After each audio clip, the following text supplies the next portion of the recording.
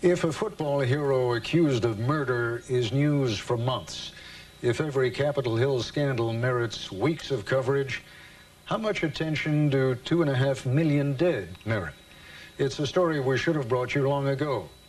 This week on Nightline, we'd like to make up for that by finally telling you about the beauty and the tragedy of Congo. 3 years, 2.5 million dead. We thought you should know.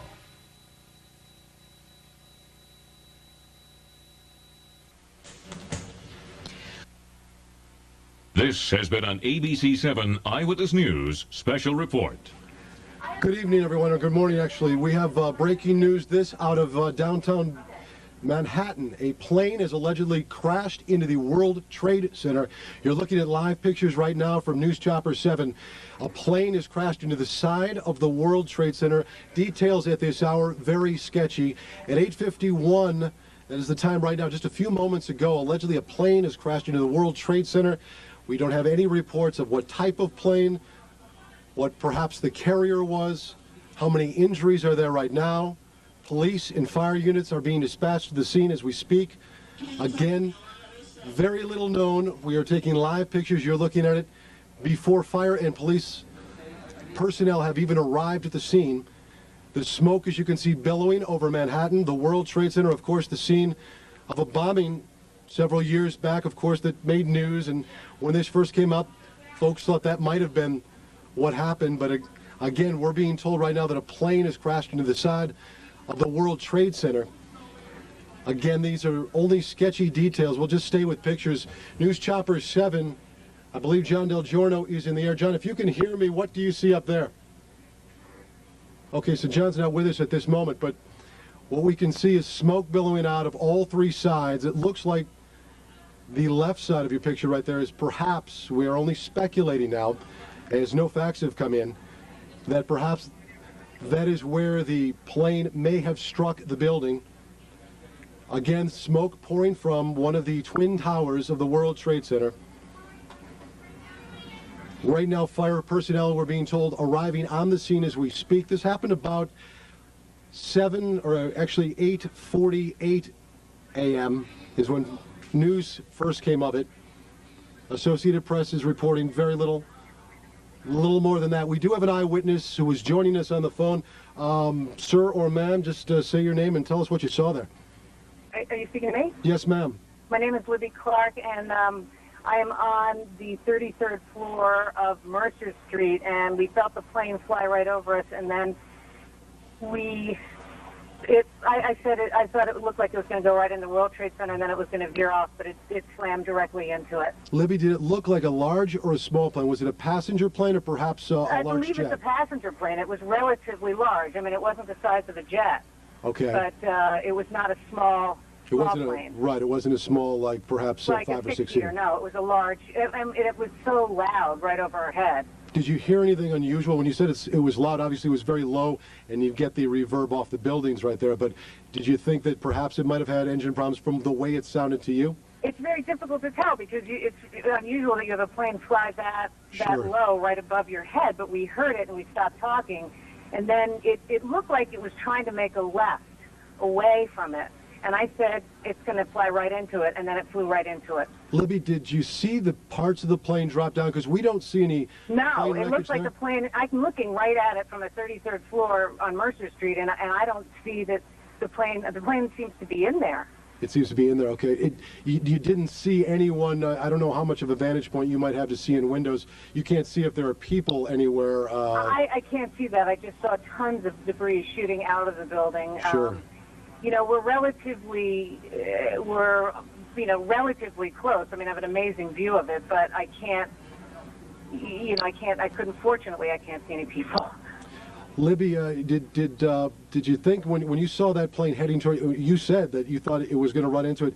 It looked exactly like it was going to slam right into it. Really? Except it looked like it tried to make a veer left away from it, but it was going right for it.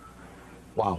Can you tell us, can you see the ground there if fire and police personnel have I can't see the ground arrived there from yet? here. I'm sorry? No. No? You don't No. see any fire trucks at all? I can hear the fire trucks, but Okay. I can't see them now. All right, Libby, you know, if you'd hang on the phone, I don't know if we can keep you hanging on, but we've got another eyewitness as well. Steve Silva, who saw this as well. Libby, hang on, and let's go to Steve. Steve, can you tell us what you saw? Yeah. Well, you know, I was sitting at a table, and the plane was flying too low, making too much noise, so I got up and looked out the window. And sure enough, it slammed right into the north side of the, I guess it's the northernmost tower, and exploded into a big orange flame. Steve, Libby said it looked like a passenger jet to her, not a it was smaller than your commercial jet, but it had twin engines, jet engines in the back. It looked like, you know, it might have been a small jetliner. A small jetliner. Okay, these of course are unconfirmed. This is kind of like from our naked eye view. Steve, can you see down on the ground? I'm on the roof. I live on the top floor. I've got some great photographs. It's burning right now. It's just started flaming again and spewing out black smoke. Steve, can you see, I don't know what your vantage point is. I know Libby was a good ways away. Can you see any people perhaps in floors above in those windows, or you don't have that vantage point either? Well, if they'd be enshrouded in smoke, I know every siren around here is going off. The police must all be heading down. Steve, how close are you to this to the building? I'm on East 7th Street. I've got a perfectly open, clear view. There are choppers now over the building. Steve, I talked to Libby about seeing any wreckage that might have fallen to the street. She didn't see a whole lot. She said most of the plane she thought stuck into the building. What do you see? I'm sorry, I can't make that out, but I can't see anything on the street. Okay, so what we know right now, in case you're just joining us, this is live pictures of the World Trade Center where a plane, and we're trying to get confirmation on what type of plane. Steve and Libby both thought it was a passenger plane, relatively small, but not certainly a plane that it was not like a Cessna or anything like that. It was like a small jet liner. Okay. Okay, very, very much. Steve Silva and Libby Clark, if you would be good enough, if you could just hang on the line for a minute. Libby, are you still with us? Yep. Libby, what do you see now? Is there anything more that you can share with us? I just see now the smoke is really thickened. It's really, really thick, dark smoke pouring out of it. And you're looking at pictures right now. Libby, I'll put you on pause here for just a moment. Pieces of the World Trade Center coming down, small pieces, or what would look like small pieces as we look at it from Newscopter 7. And Steve had said that it crashed into the north side of that tower, one of the twin towers of the World Trade Center. Of course, when we saw these pictures first coming in actually about 10 or 11 minutes ago, our minds flashed back to the World Trade Center bombings, but certainly this is not that. It is definitely a plane that has gone into the side. Libby, anything more that you can see from your vantage point? No, I mean, now I just see the helicopters, and the smoke is just getting thicker and thicker, and it's devastating. You're looking at a picture now over Central Park, looking back at the Twin Towers. The smoke looming, of course, over Manhattan. There's one of those helicopters. One of our newscopters is up there as well, John Del Giorno. Earlier, we did not have John's audio. Do we have John now? No, we still don't have John. As soon as we get John on the phone, we will go to John, who has obviously a bird's eye view, as you can see right now from Newscopter 7. Smoke again billowing. We have no reports of injuries. Fire and police personnel arrived on the scene. They are at the scene right now. Very difficult, of course, to put a fire like this out, I would imagine, because you can't really knock it down from below, and certainly knocking it down from above at this point, if the entire upper floors there are encased in flames, would be difficult. Steve, are you still with us? Yes. Yes. Hello, yes, I'm here. Okay, Steve, hang with us. We're going to go to another eyewitness, Sandra Rodriguez. Sandra, are you there? Sandra, can you hear me? Yes, I can. This is Steve Bartlestein, Eyewitness News. Can you tell us what you saw? Okay, I'm over here in the South Bronx, and I was up on the roof, and the plane came right over my roof. And it was up at a pretty good height, like it was a normal flight. And I kind of thought to myself, oh, it's probably going to JFK, because we could see them landing at LaGuardia. It came over. It was a small passenger plane, like about maybe 50 people could fit in it. Okay. A small one, and definitely not a Cessna. And it just kept on going. And the first thing I thought of is it's like a drunk driver. It just kept on going and realized what was going on and tried to turn to the left. And wow. It didn't. It didn't make it. It went right into the World Trade Center. Sandra, Olivia talked earlier about it. It was very, very loud as it went over her area. Now that could possibly be reverb in the city. You're used to planes going over your apartment, I would imagine, in the South Bronx. Did it sound similar or dissimilar? Similar. It sounded normal. Did it? Yeah, it sounded very normal. It sounded at the normal sound at the height that it was, and it looked like a normal plane going over the city. And then all of a sudden, it was like a sudden try to turn to the left, and it didn't make it. It just went right into the World Trade Center. It's interesting. Like, slammed right into it. Did you see it actually make contact with the building? Yes, I did. Now, the fact that you would watch a plane like that, was there something unusual that made you watch the course of a plane? Yeah, because usually planes coming into LaGuardia, they don't fly this course. It was flying from the Westchester direction into Manhattan, that direction. And anything going into LaGuardia, they usually do like a circle pattern, or you'll see them coming in from like around New Jersey or over Manhattan itself. You're looking at it just didn't look right. Okay, let me put one more. You're looking kind of at one of our newer pictures of the buildings. You can see the smoke very, very dense. This perhaps is the north side. I can't tell from looking. Black smoke. Let's go to. We've got another eyewitness on the phone. Is it Winston Campbell? It's Winston Mitchell. Winston, are you with us? Yes, I am. Winston, you're a photographer? Yeah, I work for Transit News. Okay, can you tell us what you saw, Winston? Yeah, I'm sitting in the car, and I heard this plane overhead, and then all of a sudden I thought it sounded kind of louder. Then I looked up, and all of a sudden it smashed right dead into the center of the World Trade Center. Big flash of flame, fire coming out from all over. Then all the bricks is a huge hole right now. It almost looked like the plane probably went through. I'm not sure. Winston, can you see? Are you on the north side there where the plane made contact? Yes, I am. Now, when you say a huge hole, one of our earlier witnesses, Libby Clark, said not much of the plane came down off the building. Much of it went totally right into the building. It's in the building, from what you can see. Right. Now, can you see if there's a lot of debris downstairs, Winston? No, because it looked like it inverted. With the impact, everything went inside the building. Inside. The only thing that came out was a little bit of the outside awning. But I'd say the hole is, let me just get a better look right now. Okay, go ahead. We'll wait. I'd say the hole takes about, looks like 6, 7 floors were taken out. And there's more explosions right now. Hold on, people are running. Winston, hold on just a moment. We've got an explosion inside. The building's exploding right now. You got people running up the street. Okay. Hold on, I'll tell you what's going on. Okay, just put Winston on pause there for just a moment. Okay, the whole building just exploded some more. The whole top part. Okay. The building's still intact. People are running up the streets. Am I still connected? Winston, this would support probably what Libby and you both said, that perhaps the fuselage was in the building that would cause a second explosion such as that. Well, that's what just happened then. That certainly. Yeah, people are running up. We're getting word that perhaps. Okay, hold on. The people here everybody's panicking. All right, Winston. Winston. Let me put Winston on hold for just a moment.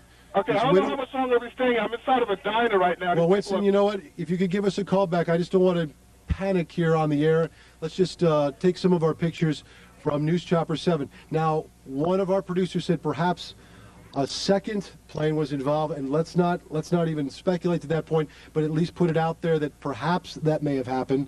The second explosion would certainly back the theory from a couple of eyewitnesses that the plane fuselage perhaps stayed in those upper buildings.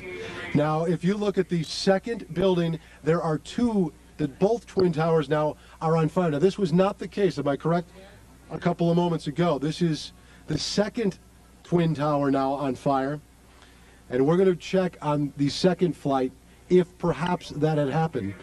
This all began at about 8:48 this morning. Again, what we know, in case you're just joining us, a small plane, not a Cessna type or 5 or 6 seater, but instead perhaps a passenger flight, ran into the north side of the World Trade Center. As you can see, the second explosion that you're looking at now in the second twin tower, it has spread much debris, much more debris than the first explosion or the first accident. Is Winston still on the line with us? Okay, he's not there, but do we have, I'll just talk to my producer, do we have an eyewitness that perhaps sees better than we do from these pictures? Again, you can see that there is debris falling off. Okay, we actually have an Eyewitness News reporter, Dr. Jay Adlersberg, who was downtown at the time, and he is on the phone with us live. Dr. Jay, what can you tell us? Hello, Steve. I'm actually uptown at 86th and Riverside. I can see the World Trade Center from about half the building up to the top. And about 5 minutes ago, as I was watching the smoke, a small plane, it looked like a propeller plane, came in from the west, and about 20 or 25 stories below the top of the center, it disappeared for a second and then exploded behind a water tower. So I couldn't tell whether it hit the building or not, but it was very visible that a plane had come in at a low altitude and appeared to crash into the World Trade Center. Dr. Jay, we're going to take a look at videotape just moments ago of the second plane hitting the World Trade Center. That is spectacular pictures. I don't know if you could see the plane, and that too was a passenger plane, if perhaps some type of navigating system or some type of electronics would have put two planes into the World Trade Center within, it looks like, about 18 minutes of each other.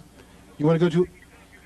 We have another copy. There's the second plane, another passenger plane hitting the World Trade Center.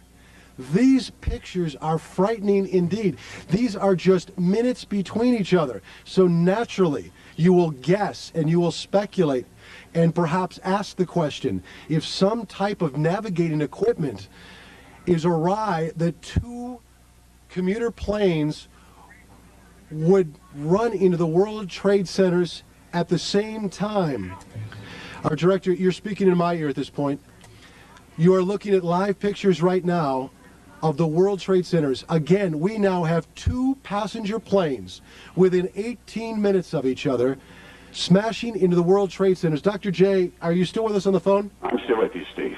Dr. Jay, this is just frightening pictures indeed, and I would assume, or you would naturally think, that when there is a tragedy such as this, you would even avert that area even more.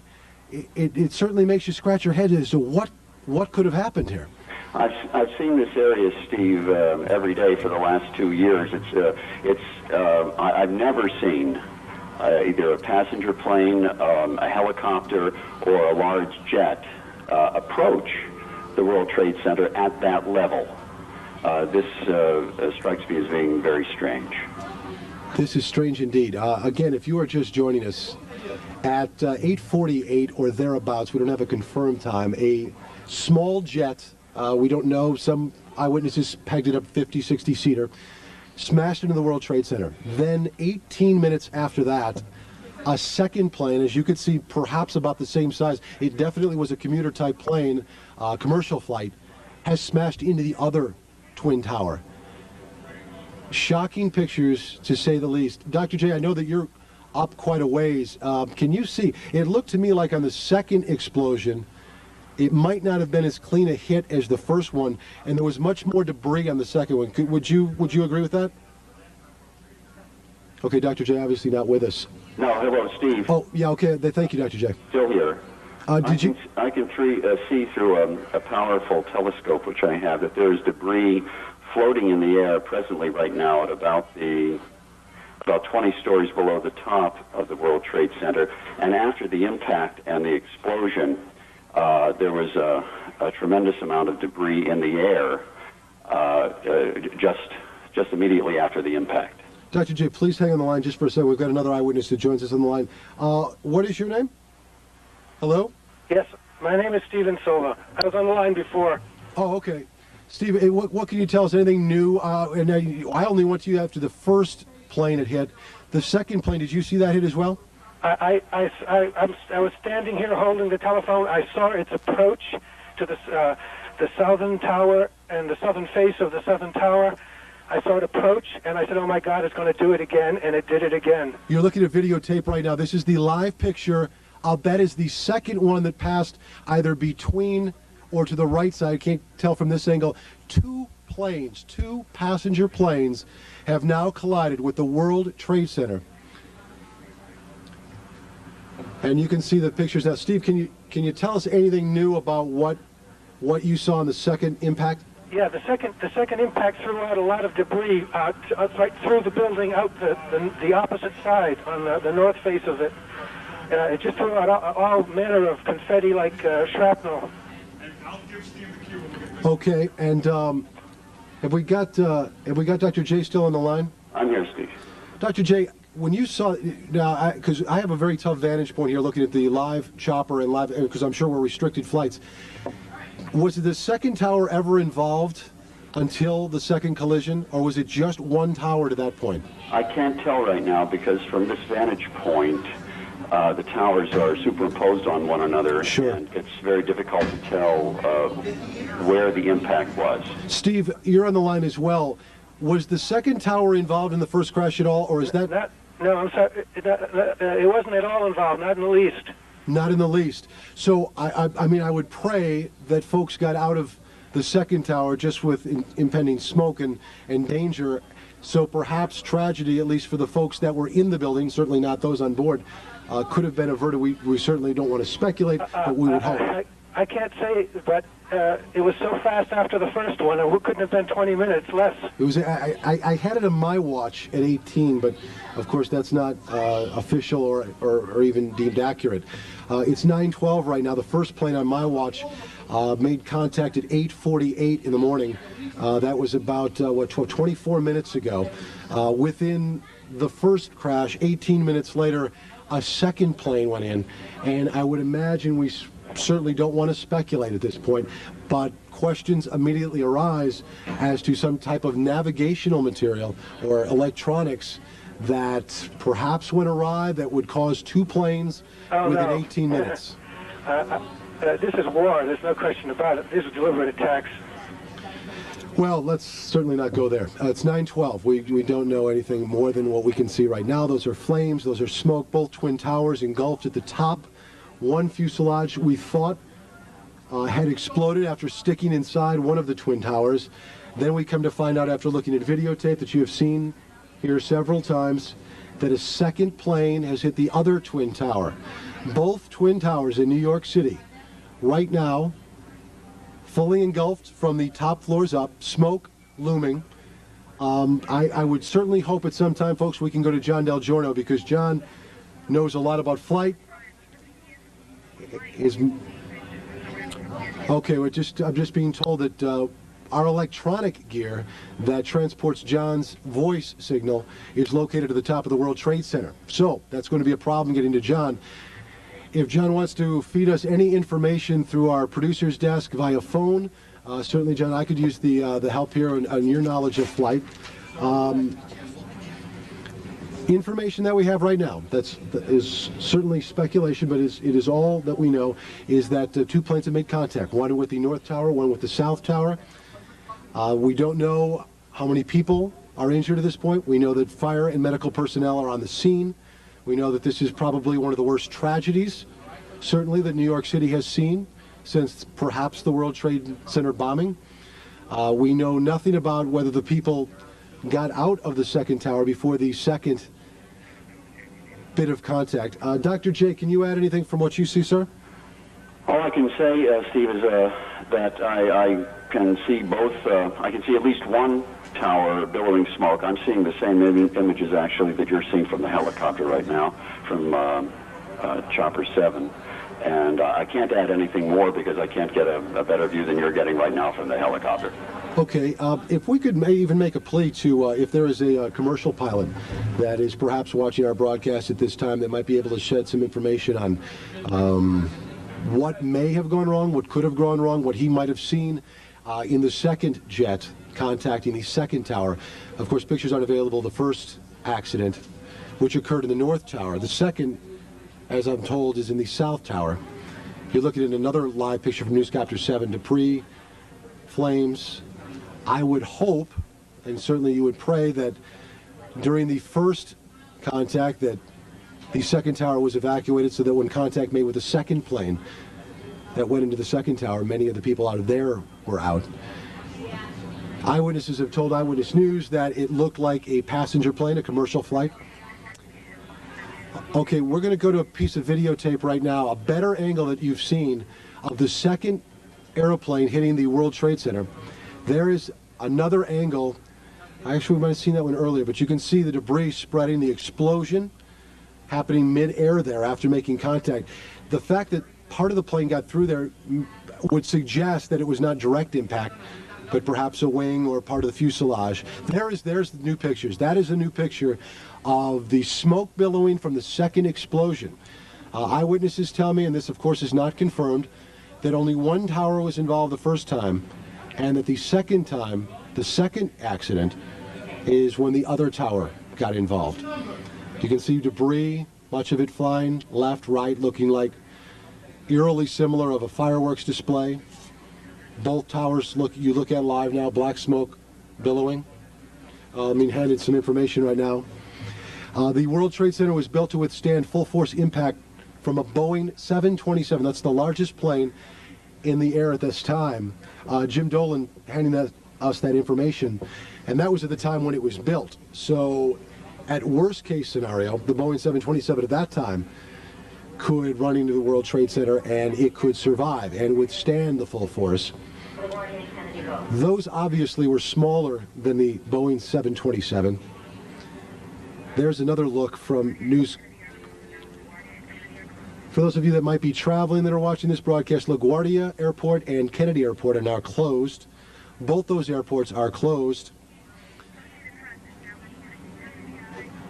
The FBI now is reporting to the Associated Press that this is foul play. This is not an accident. The FBI has told the Associated Press that two planes that have gone into the World Trade Center are not by accident, that it is foul play involved.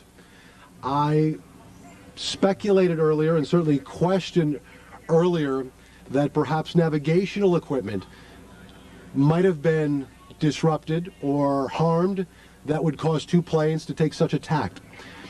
John Del Giorno, who is one of our flight experts, he is a News Chopper 7, and John, good to have you on the line. John, what can you tell us? John, are you with us? We are currently hovering just north of Midtown Manhattan. We're over the west side of Manhattan here at 79th Street, looking south towards the World Trade Center. Just an absolutely staggering sight as both towers of the World Trade Center are currently billowing in smoke. The chronology of events as we've been hearing them right now is that at approximately 8:45 this morning, an airplane traveling from north to south struck the north tower here of the World Trade Center, very near the top, near the 80th floor from what we are hearing, creating that gaping hole that you see in the north side of the building. Shortly after that, as the first building was engulfed in flames, we were on our way to the scene and we witnessed a second airplane, from what I believe in my experience to be a Boeing 737, strike the south side of the second tower, the south tower, and that is the second row of flames that you see here. That airplane appeared to hit a little bit down the building around the 50th or 60th floor. Again, it struck flush into the south side of the South World Trade Center building. And this is actually here appears to be debris that has passed through the building and is currently on fire. As far as air traffic in the New York metropolitan area, we can tell you what we're hearing from air traffic control is that all operations at the New York airports, being Newark, John F. Kennedy International, and LaGuardia Airport, all air traffic operations has been suspended. As far as other aircraft traffic right now, us included, we are being kept at a distance of 5 miles from the site of this absolute disaster. We cannot get a good look at what is happening on the ground, but again, initial eyewitness reports from the scene stated that actually very little of the debris from the airplane fell down to the street. Most of it appears to be embedded in the buildings here, both World Trade Center number 1 and World Trade Center number 2. John, can you hear me? John Del Giorno, we might have some problems, they told me, with communication. Can you hear me, John? Okay, John can't hear me. Of course, you might remember February 1993, the World Trade Center bombing, and that to that point was perhaps one of the worst disasters in New York City. Worst acts of terrorism, to be sure, and as you know, terrorism attacks normally happen in twins. This certainly, as the FBI has already confirmed, is a terrorist attack. It is foul play. The FBI has told the Associated Press. I'm just being told that the New York Stock Exchange is being evacuated. That word from our Money Scope reporter Jill Bennett. New York Stock Exchange is being evacuated. Murray Bertram High School is being closed. Bellevue Hospital, I'm being told right now, is now the command post for injuries. Bellevue Hospital is the command post. That's all we know right now to handle injuries, to handle the triage. LaGuardia, Kennedy airports have been closed. I've not heard a word on Newark Airport. 8:45 is the time of the first accident. We had it about within 3 minutes, and then that would make it 21 minutes later. A second plane, as John said, with his flight experience, a Boeing 737 striking the South Tower. The other, of course, the North Tower. Information being handed to me right now. If you pause just for a moment, a senior government official speaking on condition of anonymity said the agency right now, the FBI, is pursuing reports that one or both of the planes were hijacked. These planes were hijacked and that the crashes may have been the result of a suicide mission. The source stressed that the reports are preliminary and officials do not know the cause of the crashes. It certainly doesn't look like an accident, said a second government official, also speaking on a condition of anonymity. Again, the FBI, a senior government official, speaking on condition of anonymity, said both planes were hijacked and were flown intentionally on a suicide mission into the World Trade Centers. Again, it has not been confirmed by the White House, and all three airports are now closed. All three airports now closed. We have eyewitnesses on the phone. We also have Lori Stokes, my tag team partner. Lori, why don't you give me a break right here and bring us up to date with anything that you might know, and I'll be down there in a moment. All right, to reiterate, Steve, and also to just recap and to add some more information, as we've heard some witness accounts as this happened at 8:45. One eyewitness saying that they noticed that they saw one plane that was listing back and forth from wingtip to wingtip shortly before it apparently did crash into the north side of building number 1. And then, as John Del Giorno just talked about a few minutes ago, from his eye and his expertise, being able to tell that it was a Boeing 737 was apparently the second aircraft that went into the second tower on the south side. As we also understand, as you also talked about, Steve, just minutes ago, all operations, according to the New York metropolitan area, as far as flights coming in, going out, that would be Newark,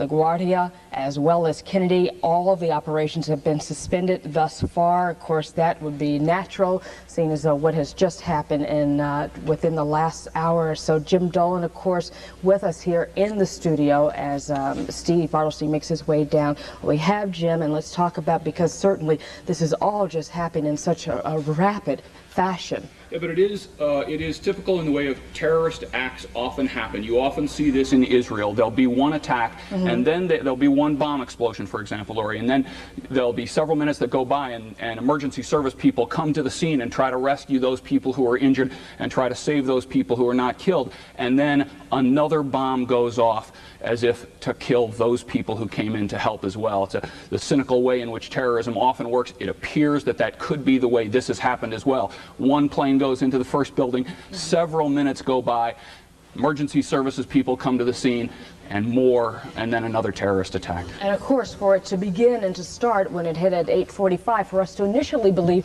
this was an accident. It certainly let us speculate that it might not be terrorism. It could be something else. It could be an accident. It could be, I remember one of the people you had on the air, Steve, was talking about the possibility that it could have been the flyer, the pilot of the plane might have been drunk because of the way the plane was listing.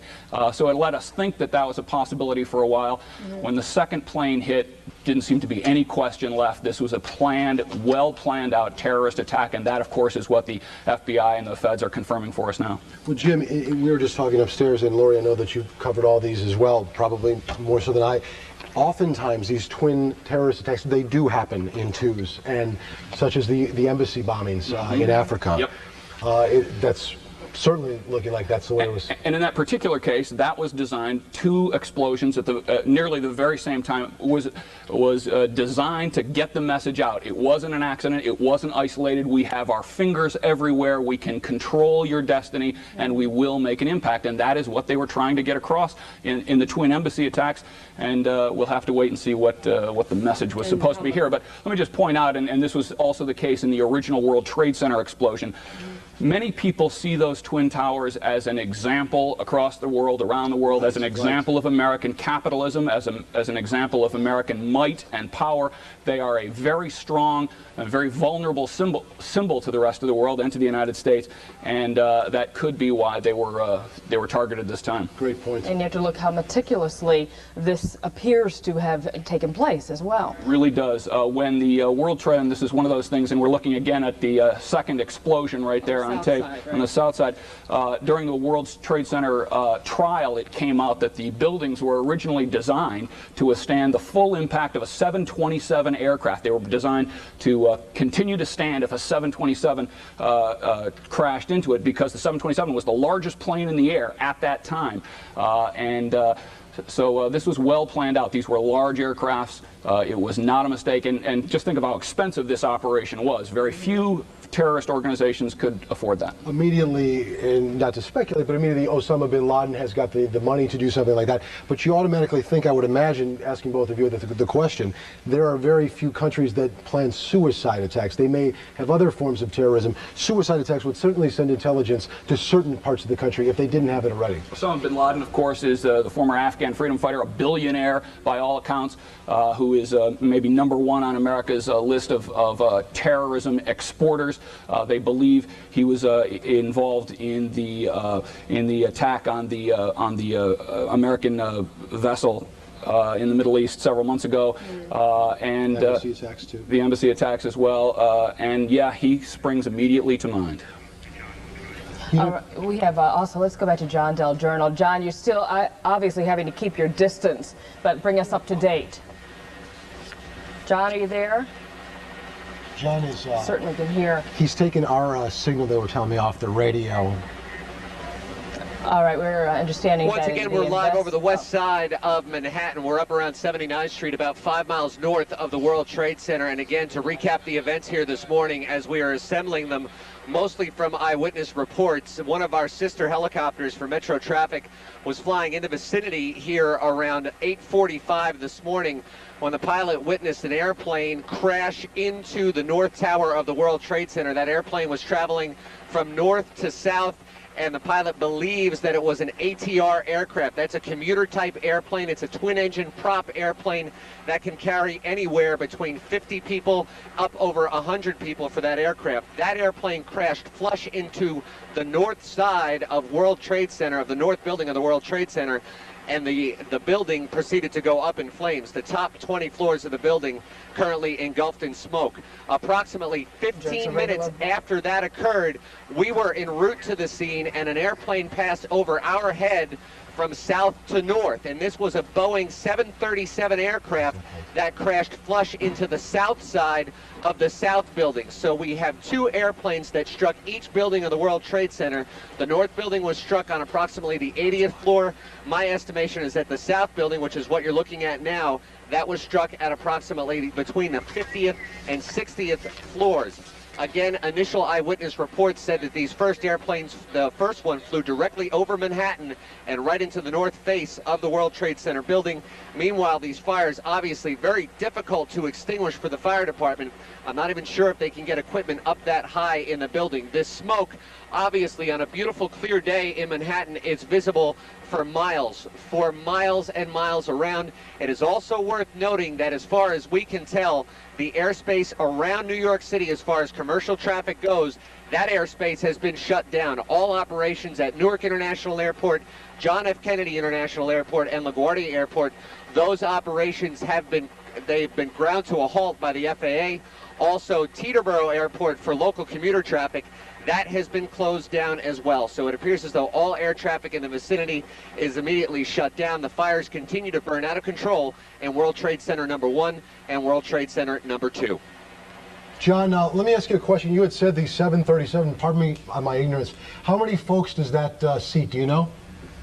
37 aircraft, and you'll have to forgive me because I'm working on the radio equipment to hear your questions, because obviously much of the media equipment in New York is based right here in the World Trade Center. So a lot of the local TV signals, radio signals, two-way radio, AM, FM channels, many of those signals in New York City have... 2 airplanes. All right, right now we're going to interrupt. We're going to go to the president. He's talking about what has just happened. In an apparent terrorist attack on our country. I have spoken to the Vice President, to the Governor of New York, to the Director of the FBI, and have ordered that the full resources of the federal government go to help the victims and their families, and to conduct a full-scale investigation to hunt down and to find those folks who committed this act. Terrorism against our nation will not stand. And now, if you join me in a moment of silence.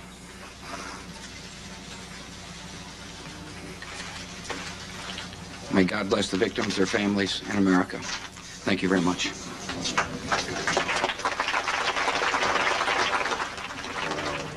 President clearly shaken, I think one can say, confirming what we think we all knew, which was that 2 aircraft in an act of terrorism crashed into the twin trade towers. Nobody was quite certain about the first one at the very outset, but the president absolutely, having talked to the Vice President, the Governor of New York, the Director of the FBI, now believing and confirming that we have 2 terrorist attacks on the World Trade Center, and the President saying the 2 things which a President must say at a moment like this.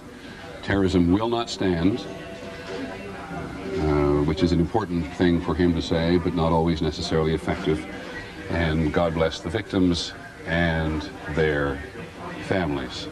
John Miller, what are you picking up? All right, we were just listening to Peter Jennings, ABC newsman, talking about what the President of the United States just said, as he not only, of course, asked for a moment of silence, as we have yet to get any casualties in this matter, with 2 explosions caused by planes going into both towers of the World Trade Center. But the President did talk about that, that the government will produce all resources that it has in order to not only comfort the victims, should there be obviously some, also, but to get down to the matter of this and those who perhaps, if indeed this was an act of terrorism, who caused this. On the phone, we have an eyewitness, is that correct? Yeah, Jim Gartenberg joins us. He was on the 86th floor of, I'm not sure which tower. Was it the north or south, Jim? It's the World Trade Center 1, and it's not was. I am here, and I'm stuck right now. Now, are you above, Jim, or below? I have no idea. I have no idea where the plane hit. It's my understanding that it's a plane. Jim, there are 2 planes. One went into one tower, one went into the other tower. What do you see around you? I mean, are you in smoke? Are you in fire? I mean, the first thing that I want to make clear is that I'm stuck on the 86th floor. A fire door has trapped us. Debris has fallen around us, and part of the core of the building is blown out. How many people are with you, Jim? I'm with one other person, and I'm told that people are aware of this. I'm on the 86th floor on the east side of the building facing the East River. And what time did you get... I'm on the air, I want to tell anybody that has a family member that may be in the building that the situation is under control for the moment, and the danger has not increased. So please, all family members, take it easy. Jim, one of our producers, too, if you'd call NYPD and let them know exactly where Jim and that other person is trying to 86th floor. 86th floor on the east side of the building facing the river. Okay, thank you, Jim. There are 2 of us here. Okay, Jim, we're trying to try to make sure that we can alert everybody, and also it's good that you did mention that families should, to some extent, to have some calm right now. What time did you get to work? I got to work around 8 o'clock this morning, and I think this happened around 8:45. It did. Describe what you felt. I felt just the whole building. I heard a noise, felt the whole building shake, and saw glass blown out. The glass on my floor was blown out from the inside of the building out, rather than the exterior windows being blown out. And what glass fully shattered, and just the core of the building, the interior core of part of the building collapsed. Hello? We just want to pass it, Jim, hang right there with 1 second. For folks that are in New York City, all bridges and tunnels in and out of the city have now been closed by the NYPD. I'm sure security measures to be taken if perhaps there are folks that are still in the city that are suspects. Fire stairs are blocking our exit. I don't know where the stairs are, but I couldn't get to it. Not sure I would want to pass the debris on my own without it. Patricia and I, the elevators are blown out. There's a shaftway in between. Talking to. In the meantime, let's go back to Jim Dolan as we talk about what's just happened. Jim? And again, another reason for closing the bridges and tunnels, besides the possibility of suspects, Steve, might also be they are concerned about another terrorist attack. Again, we talked earlier about the symbolism of the World Trade Center. Let's talk also about how vulnerable some people believe those tunnels to be. We have seen reports over the last several years that the tunnels are very strong. They take an enormous explosion. They're not taking any chances today. After 2 explosions in the World Trade Center, again, these are symbols of American capitalism, of the power of New York and the United States. Right. They don't want to take any chances. Okay, let's go to Joe Torres, who's on the phone with us. Joe? Laura, yeah, I'm on a payphone at the corner of Barclay and, bear with me, I can't see too much, West Broadway. Standing close, very close to FBI officers, NYPD, who are in touch with the command center and said they have an understanding and information, and I don't know if you've reported this because I've been unable to watch the coverage, that another plane is en route towards both towers. Officers left and right running by me away from the building. We're in a safe location, but as debris continues to fall from the buildings and flames shoot out the sides, they are on very much a high alert and just looking upwards to see what, if anything, is going to happen. I can't begin to tell you the difficulty, the painfulness it is to watch this unfold. As you look at these towers, the landmarks of the New York skyline, with smoke and flames shooting out of them, debris pouring out, and then occasionally passing by us now, Commissioner Carrick, and he won't have any time for me. The question is, let me put you on. Say again, Steve. Let me talk to Jim Dolan here for 1 moment. Stay with us. Jim, if a third plane is indeed, and this is certainly speculation, on its way, what would be the plan of attack? Would you take that plane out before it got to that point? They're making those decisions as they go. There may not be another a plan in place for this kind of a situation. The question may be, what's its target? What is its target? Is it going for the World Trade Center again, or is there some other building? Joe, what I'm curious about, Joe, are you with us?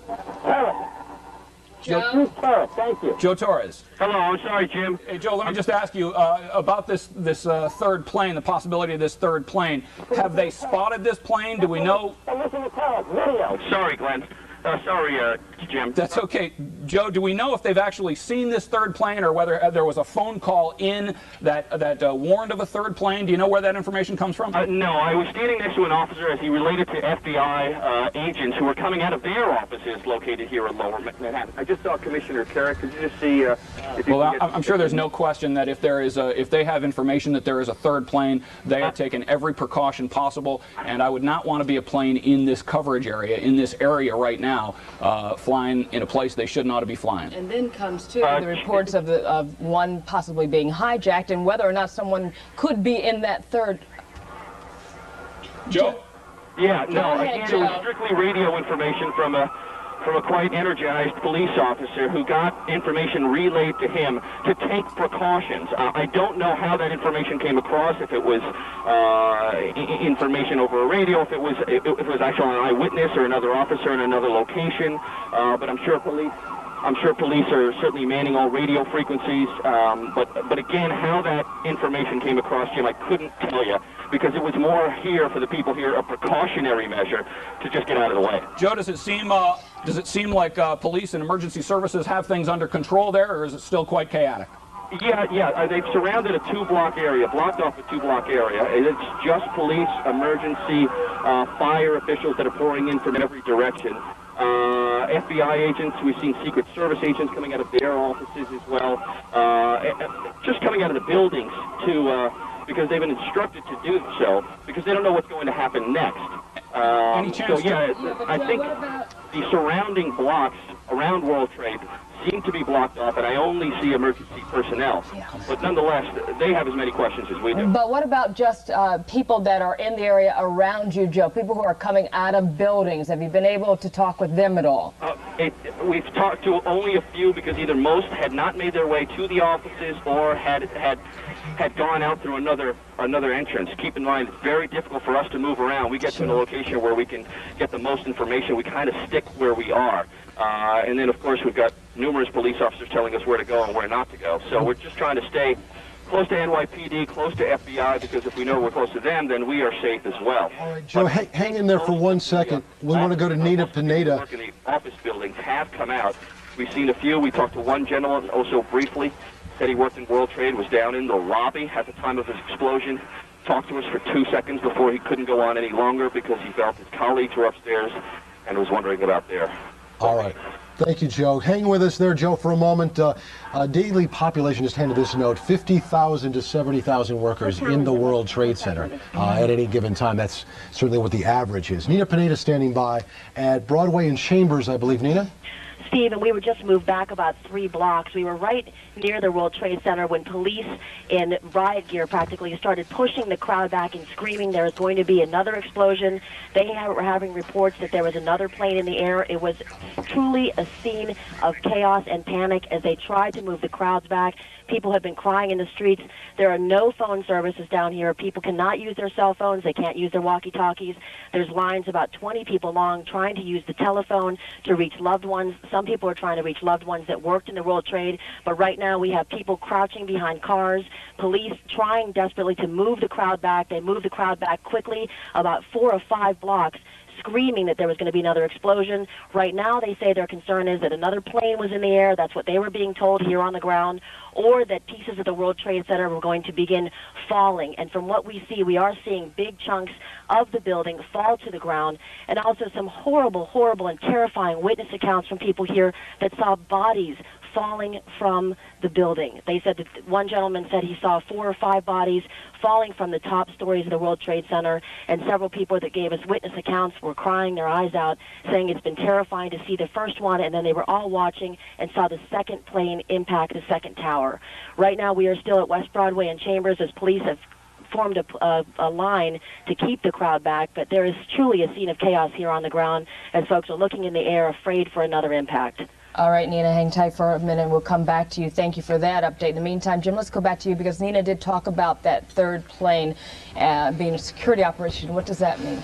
I'm sorry, I was trying to get information about the cause of this crash, and what we are hearing right now, excuse me, Lori, for not answering your question, but let me get right to this. Jim, let me just, we just got word from the first plane. It was hijacked from Boston. That's what you were asking before. I was. So the first plane is hijacked from Boston. And also we want to point out that that third plane that we have talked about was apparently not, it was a security vehicle, it was an airplane vehicle. Let me just tell you real quickly, you know what, I'm going to interrupt you. We're going to go to ABC Network right now for the very latest. Let's listen. We did not hear it. In fact, we were trying to figure out from the White House what security precautions they were taking around the White House in the wake of the apparent attacks on the World Trade Center, and we suddenly just saw the smoke rising from behind the old executive office building. We have people on their way there now, but it's like nothing I've ever seen. I mean, we've never seen that kind of smoke coming from anything that would ordinarily occur here. I must also tell you, Claire, I think if you think about what's behind the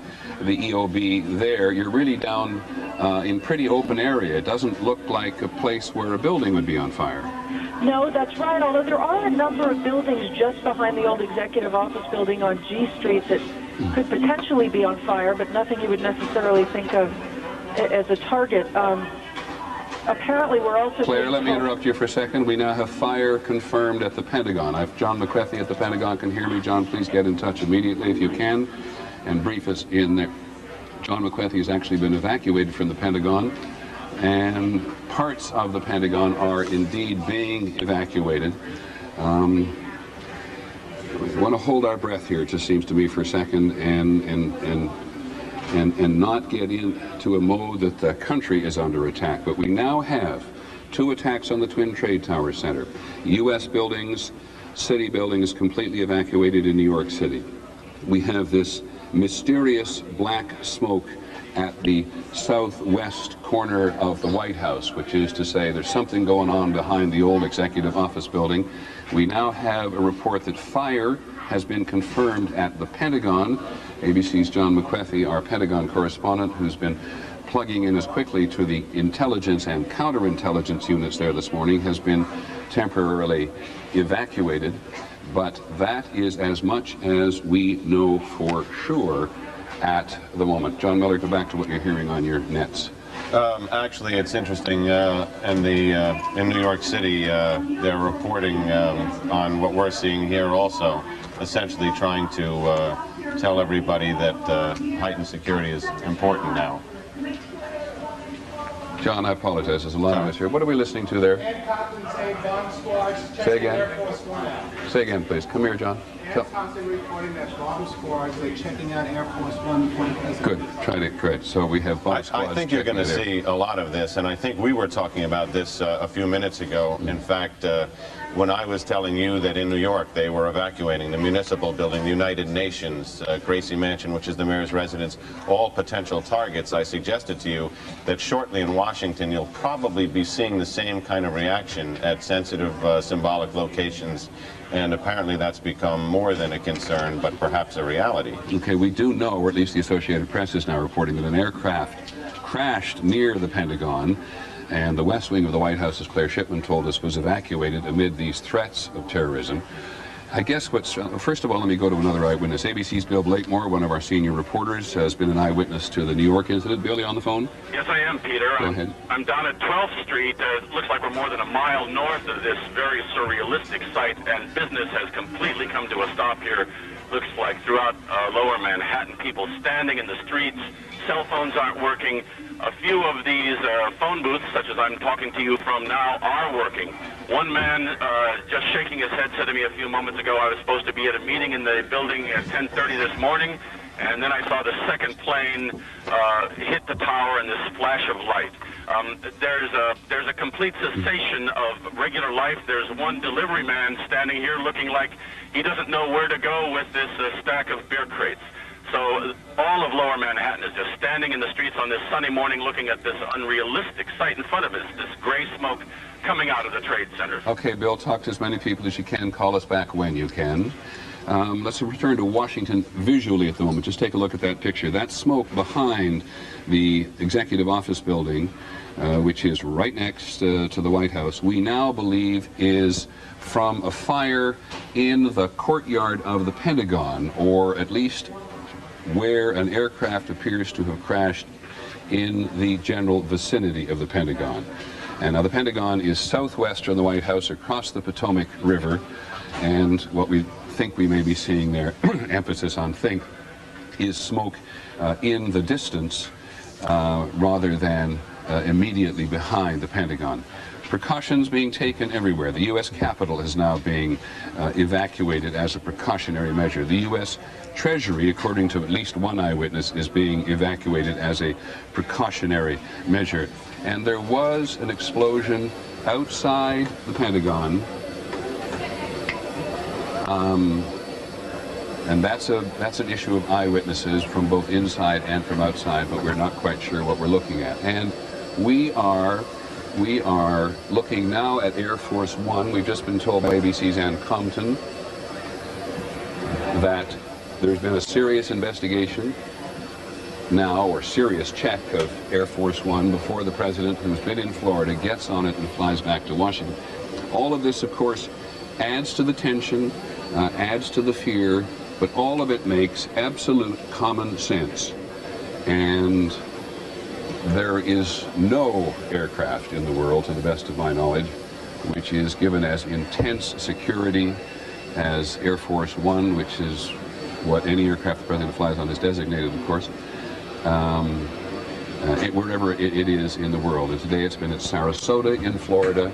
I want to get somebody to fix some monitors here for me, please. I want this monitor in front of me here to look like that monitor, so I know what I'm looking at. Right. Welcome back to our coverage of the bombing, certainly right here, the terrorism attacks with two planes heading into the World Trade Center. The West Wing of the White House, I was just told, was just been evacuated just now. So that brings us up to date. And Jim Dolan, you started to talk about what... This also, after a plane going into the Pentagon, right. That report that we're getting. So the nation's capital is also being rocked by this at this moment. Jim, before we went to the network, you were continuing a thought. We just wanted to report that Abu Dhabi Television is reporting today, this morning, that a group called the Palestinian DXLP is taking credit, is taking responsibility for these two attacks on the World Trade Center. It is the Palestinian Front for the Liberation of Palestine. It's a group with a history of violence, and they are taking credit. We want to point out that there's no confirmation that they were responsible for this, and they fully expect other groups will come forward to talk about this and to take credit for it, to take responsibility for it. But so far, the Palestinian Front for the Liberation of Palestine taking responsibility for the two attacks on the World Trade Center today. If you're just joining us, the second plane, we got information just before going to network, was hijacked from Boston, the second plane. Don't know where the first one's coming from yet. I'm sure that'll be confirmed later on. And when you talk about this particular organization, Jim, any relationship or any connection which exists to Osama bin Laden? In fact, at points at odds with Osama bin Laden, but certainly have the same general goals in mind, and certainly neither one of them any friends to the United States. But also in the past we have heard that Osama bin Laden's organization was much more well financed, much more well organized. Sure. It appears that this group is proven that to be untrue. And of course, this day started off where our top story was this being primary day. Right. That was what everyone was talking about. So many hotly contested campaigns going on, races going on, particularly deciding who would be the front runners for the mayoral. But now Dave Evans is joining us with word of things may be shifting on that front. I just got off the phone with some executives at the Board of Elections downtown. They are considering right now, and they're researching whether this can be done, whether the primary vote can be canceled. It is certainly no decision has been made, and voting continues as we speak right now, but they're looking at whether this can be done.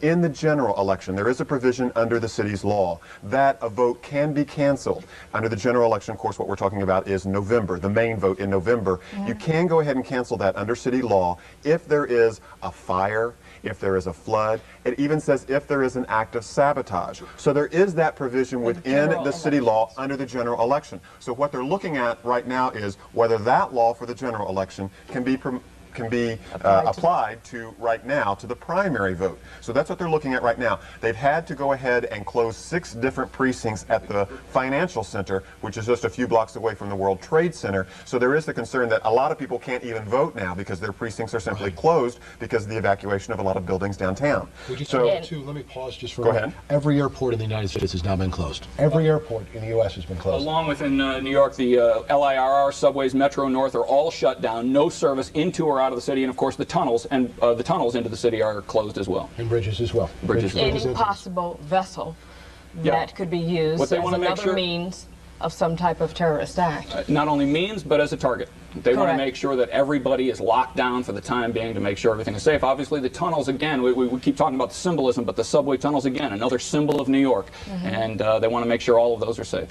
All right, and then of course we're talking about Washington with this latest attack that went on with the Pentagon building and the significance, of course, of Washington, D.C. when you're hitting these particular buildings. Having, as you mentioned, the West Wing of the White House also evacuated. It's looking more and more as if everything is becoming shut down. Period. The Pentagon, too, as you well know, is protected almost fortress-like. So many of the chiefs and many of the people, the higher-ups, are down below where they cannot be. So I would assume that some of the... Let's go to Michelle Charlesworth now live on the West Side Highway. Dave, we'll come right back to you, Michelle. Michelle, can you hear me? Michelle? Let's come back to her in a minute. Okay. All right, Dave, why don't you go ahead and finish some of your thoughts. What time are they supposed to have this meeting? Are they discussing now? They're discussing it right now as we speak. Of course, voting is supposed to continue until 9 o'clock tonight in the city. And they realize this is, of course, of secondary importance to everything that's going on right now. They're very concerned at the Board of Elections about their personnel, about the people who may have been in some of these precincts, which are very close to the World Trade Center or in the World Trade Center. So that's their concern right now. Probably, I would think, here in the next hour or so, we will get word from the Board of Elections on what they're going to do about the primary vote. But this is, as they said, of secondary importance right now to what's going on at the World Trade Center right now. But there is the possibility that they could go ahead and cancel this vote. I'll keep you posted on what's happening. I think we probably should know something here in the next hour. Well, if you said that, certainly there's no precedence for this happening, but I would think common sense would certainly allow it to, move over from the general election, that type of a rule.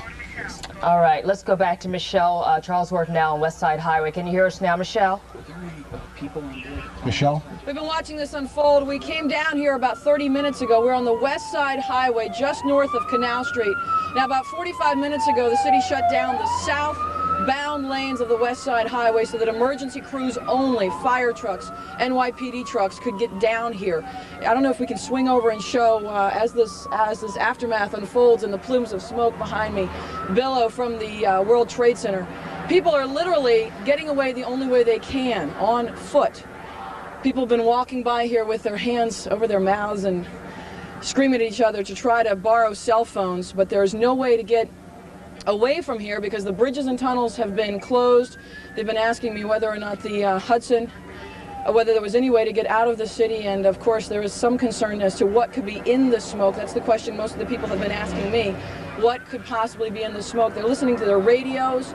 President Bush, of course, saying that this is apparently a terrorist attack on our country, and now the latest word from Washington that possibly the Pentagon has been hit by the same kind of attack. There have been some witnesses actually who came by here who said that it was definitely one plane and then another within minutes of each other hitting the World Trade Center towers, the North Tower, then the South Tower, and that from what they could see, this was definitely no accident. In the words of President Bush again, apparently a terrorist attack on our country. And I don't know if we can show more and more ambulances moving all the way down the south side of the West Side Highway. This has been closed now for about an hour. Of course, this whole thing unfolding about an hour ago, not even an hour ago. But I will continue to let you know what's going on here. We are, again, just north of Canal Street on the West Side Highway. The only way people are moving out of here is to walk. You can probably see people carrying their briefcases walking by me. We're live on the West Side Highway. Michelle Charles with ABC News. Back to you. Thank you very much, Michelle. We know that Bellevue Hospital, Celeste Ford told us Bellevue Hospital has been confirmed, is the triage center. It is where they are taking many of the folks admitted. Now, I know there are a lot of folks who have relatives. Only 4 people right now have been admitted. Take that for however that is. If we could also send word to one of our producers there too. The flight from Boston, how many people were on board that flight? Trying to find out, how many folks were on board that flight as well. Yeah. All right, let's go to David Usher. Of course, we talked about, he's in our newsroom, we talked about all the airports across the country being shut down, but you've gotten word of other closings, Dave? Yeah, Lori, we're trying to diffuse through the information that's coming into the newsroom. Some of it you've already reported, but essentially the government officials are trying to go into defensive mode now until they figure out exactly what's happening. And as Jim Dolan explained, they are trying to limit the vulnerability of other places. The Hudson River crossings have been closed, and that, as you can imagine, is creating a bit of commuter chaos. This is a live picture now from the GW Bridge. New Jersey officials say they've gone into an alert mode. They're shutting these down, all of the Hudson River crossings as well. You've already mentioned the airports, not only here in New York City, but across the entire country right now. The FAA announced just a short time ago, again, until they can sort through exactly where the vulnerability is and what's going on, all airports are shut down. All subways, especially going into, subways going into the World Trade Center area, obviously not doing that. Schools in the World Trade Center area right now have been evacuated, but as of right now, the Board of Ed has not made a decision on any other schools. All New York City firefighters have been asked to report to duty. And as you've mentioned already, the stock market is closed as well. That's the latest here. We're continuing to follow all of these as they come in, and we'll get them to you and to the viewers. But the main thing right now, apparently, is to stay where you are, because as Michelle Charlesworth also mentioned, emergency vehicles coming from all over the city. We're here on the Upper West Side. We can hear them screaming down towards there on the World Trade Center, so it'll be best to just stay out of their way. Back to you in the studio. All right, absolutely. Thank you, David. I just want to go back to you, Jim, as we talk about all these various operations shutting down, from the airports to schools to the financial district, and hearing David talk about how vulnerable all of these areas are. It does give you a sense of feeling, not necessarily helpless, but you are wondering what might be the next area that is vulnerable. Well, you know, and because of that, the thing that David said that maybe was most important is just stay home. You're not going to get anywhere anyway. Just stay home, stay safe, and be as relaxed as you can. These are live the World pictures. Trade Center. Something else has just happened at the World Trade Center. As you can see, one of the towers. One of the towers either has come down, perhaps something else has happened. The billow of smoke that we have not seen. The tower is down completely, according to our producer. The side of the tower has come down onto the street. The way that the smoke is billowing here, Lloyd, that is blocks and blocks. So if they even had them back just a couple of blocks. And just to point out, looking from Staten Island right now. And they were back a good distance. They were back a good distance from that in case this kind of thing happened. But keep in mind, remember the attack on the World Trade Center in February of 1993 was designed, they pointed out during the trial, to bring down the towers. In fact, to bring down both of them. It appears that this time one of the towers is down, and they again had people a good distance away from this. Jim, the building collapsed, I've just been told. It has collapsed. Let's go now to Peter Jennings and the network to listen to the very latest. It's not there anymore. That should be it. Thanks very much, Completely Dan. collapsed. The whole side has collapsed? The whole building has collapsed. The whole building has collapsed? The building has collapsed. That's the southern tower you're talking about. Exactly. The second building that we witnessed the airplane enter had been, the top half had been fully involved in flame. It just collapsed. There is panic on the streets. Thousands of people running up Church Street, which is what I'm looking out on, trying to get away. But the entire, at least as far as I can see, the top half of the building, at least half of it, I can't see below that, half of it just started with a gigantic rumble, folded in on itself, and collapsed in a huge plume of smoke and dust. We were talking about massive casualties here at the moment, and we have,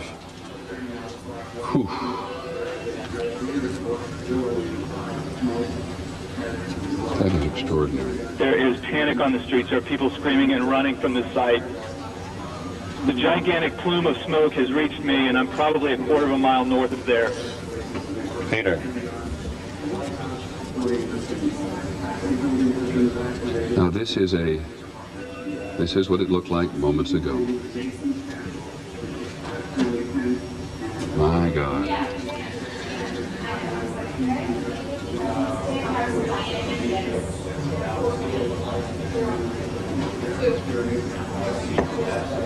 The southern tower, 10 o'clock Eastern time this morning, just collapsing on itself. This is a place where thousands of people work. We have no idea what caused this. If you wish to bring anybody who's ever watched a building being demolished on purpose knows that if you're going to do this, you have to get at the under infrastructure of a building and bring it down. Peter? Yes, Dan. What appeared to happen from my vantage point, the top part of the building was totally involved in fire, and there appeared to be no effort possible to put that fire out. It looked like the top part of the building was so weakened by the fire that the weight of it collapsed the rest of the building. That's what appeared to happen. I did not see anything happening at the base of the building. It all appeared to start at the top and then just collapse the rest of the building by the sheer weight of the top. There was no explosion or anything at the base part of it, but I did see that the top part of it started to collapse. The walls started to bulge out, bricks, glass things coming out, and then it collapsed in on itself, and it appeared to just fold down from there, from the very top. Thanks, Don, very much. Just looking at that, I don't know why, but when was the last time the United States was attacked in this fashion? It was Pearl Harbor in 1941. John? From the scene now, there's obviously massive casualties. Usually during these things, there's a little bit of a high pitch, but basic calm over the police radios among the emergency workers. I can hear them screaming, signal 1013, which is the police code for help, calling for help at the triage center, where other people who were already injured have been injured more, confirming that the building has collapsed. Dozens of officers, more civilians are injured. And we don't know, although I'd have to suggest, given the size of that building, what progress the evacuation was in of the tower that collapsed. Yes, Pierre Thomas. One thing I might add is that in recent years, the U.S. government has been preparing for massive attacks, but it's been primarily focused on biological, often bombing attacks. One of the things I have not heard discussed at all in government circles is the notion that someone would hijack a plane and perhaps flying into a building. So one of the questions that I'm sure that will come out of this, if this indeed is a terrorist attack, is what kind of defenses did the U.S. have in place to deal with an event like this? Well, we talked about that even, Pierre, just before you came and joined us, because at the Emergency Management Center, which is just literally in the same complex as the trade towers, they talk at great length about their preparations for a biological, a chemical warfare attack, how they closed tunnel. I mean, they've been very efficient, taken it very seriously for many years. I'd be a little surprised if the notion of an airborne attack on a United States target had not been discussed, but the notion of the intelligence services knowing absolutely nothing of what is going on today and saying openly right away they had no warnings whatsoever is, and you say something very important, if this is a terrorist attack. We just keep saying that on a repeated basis. Not having any notion whatsoever of what's going on is to be reminded not only of the efficiency of terrorism, but just reminded of the efficiency of terrorism. It's ironic. There's a chilling story. Lou Scalero of the FBI, who was part of the capture of Ramzi Youssef, who was the mastermind of the last bombing of the World Trade Center, told me this story, that he was flying over the World Trade Center in a helicopter with the suspect Ramzi Youssef next to him after he was captured in Pakistan. And as they passed over, Lou Scalero nudged him and said to Ramzi Youssef, you see, it's still standing. And Ramzi Youssef smiled and said to the FBI's assistant director, it wouldn't be if I'd had more money. This was... In other words, more money to buy explosives, more money to run a more efficient operation than the one he ran from New Jersey in '93. Exactly. And I mean, we may have seen the second coming of that plane. John McWethy is on the phone at the Pentagon. Hold it, let me just... John McWethy, we've now heard reports that 3 planes have been hijacked today. Can you confirm that? Jack McWethy at the Pentagon? Okay, then let me go quickly to someone named Don Wright, who saw the plane crash into the Pentagon. Don, are you there in Washington? Yes, I am. Can you tell us what happened? Yes, it was about 9:35, and I was looking out our 12th floor windows at 1600 Wilson Boulevard in Roswell, Virginia, and I watched this. It looked like a commuter plane, 2-engine, come down from the south, real low, proceed right on and crashed right into the Pentagon. Went directly into the Pentagon? That is correct. Looked like a deliberate act? A deliberate act, sir. And can you tell me what direction it came from, Don? It came from the south. Came from the south, up along the river, across the land? It came from the south. Okay, and did you happen to look at your watch? We thought it was just a little bit before 10 o'clock. Well, I was watching ABC News, watching the Twin Tower, and about the time I saw the plane, I watched it come in very low over the trees, and it just dipped down, came down right over 395, right into the Pentagon. And are you fairly sure that it was what we sometimes describe and recognize as a small commuter plane? Yes, it was. Good, Don. Thank you very much. Appreciate your help. Don Wright, an eyewitness to the crash. As we continue to bring you the very latest information, we're going back and forth, vacillating between the network and, of course, our coverage here. Bill Ritter now with me, Steve Bartelstein, who has been with you this morning, bringing you all the latest information. 2 things. One, it was just 7 minutes ago that we saw the South Tower go down in a collapse right in the middle. Earlier, we had spoken to a witness and someone who was inside the tower talking about the damage that was sustained, particularly within the core. Anytime you know that the core has been damaged, there's not too much then to hold up. Also, the other information, this is the second one, the south side, which was hit, was the one that was hit from the flight 11, which was an American airline, number 11, out of Boston, bound for L.A., and that's the second one that was hit. And we do not know, we should re-emphasize, we do not know why the second tower collapsed, whether it was, as the expert was talking to you and Steve and Jim, Lori, whether because the core of the building was damaged or whether because of some other kind of detonating device. We just do not know. We have reporters on the ground. Let me just say, ladies and gentlemen, there are times in our lives that are life-changing, where your life can never be the same, and this appears certainly to be one of them. When that second tower went down, we have reporters on the scene. Other media have reporters on the scene. There are thousands of workers down there. We do not know their status. We do not want to scare anyone, but we are, in fact, trying to ascertain the safety. There are, as you can see, we're getting reports. These are jet fighters. They appear to be. We can't confirm this, but we are getting word from our control room. These are U.S. jet fighters in the air around the Manhattan area. As you know, all airports around the country, not just in the tri-state, all airports around the country have been shut down as a precautionary measure. We have reporters on the ground. One of them is Michelle Charlesworth, who you heard from just a few moments ago. Michelle, where are you and what do you see? I'm not going to be able to communicate with you. You'll be able to hear me, but I can't hear you.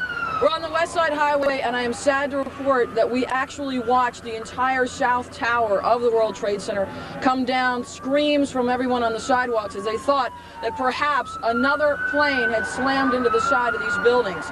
We're hearing late reports that there might be fighters, U.S. fighters in the air, patrolling the area, of course, the bridges and the tunnels. That's a confirmation. There's one right above me. Bridges and tunnels have been shut down. The only way to leave the city at this point is on foot, and everyone from the World Trade Center area has been moving through here.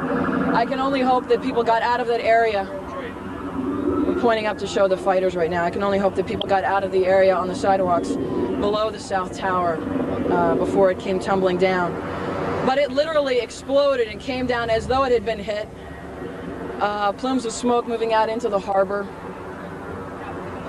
Can we see how many fighters there are up there? One fighter. One fighter. As far as we know, there is nothing left of the South Tower of the World Trade Center. There were reports elevators weren't working. Obviously no way to get out of the building aside from the stairway. You can see the smoke all over this area, and to give you some idea where I am, I'm approximately, what, 20, 30 blocks from where this latest explosion just happened. The West Side Highway southbound has been filled with emergency vehicles. It's shut off except for NYPD vehicles and fire trucks. Again, the South Tower of the World Trade Center just coming down right in front of us. We watched it happen just moments ago and actually got video of it, so we'll be showing you that. Reporting live on the West Side Highway in Manhattan, Michelle Charlesworth, ABC 7 Eyewitness News. Right, Michelle, thank you. Right now, we're going to show you some where you can just, Michelle has just been talking about the plumes, and obviously the visual speaks for itself. This is Center Street, looking at all the people that have been out onto the streets, the cars that are still trying to get through. We've talked to some degree when we were talking to Joe Torres a little bit earlier, and he was talking about some of the people that were standing around, some of them panicking and trying to get out of buildings. They look like they're pretty calm. They do. Right way to behave in this kind of situation. Absolutely. We are also trying to stay even keel here. Obviously, this is a very emotionally upsetting situation. There are thousands and thousands of workers in and around that downtown area, not just in the 110-story World Trade Center. We are getting some more information as we heard the fighter, at least one fighter jet that Michelle Charlesworth saw patrolling the area. Jim Dolan is joining us here also, has been here all morning.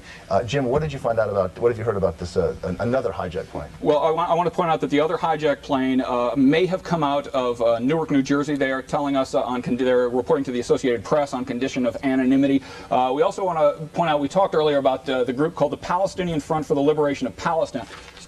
On Abu Dhabi TV, that group has taken responsibility for these explosions against the World Trade Center.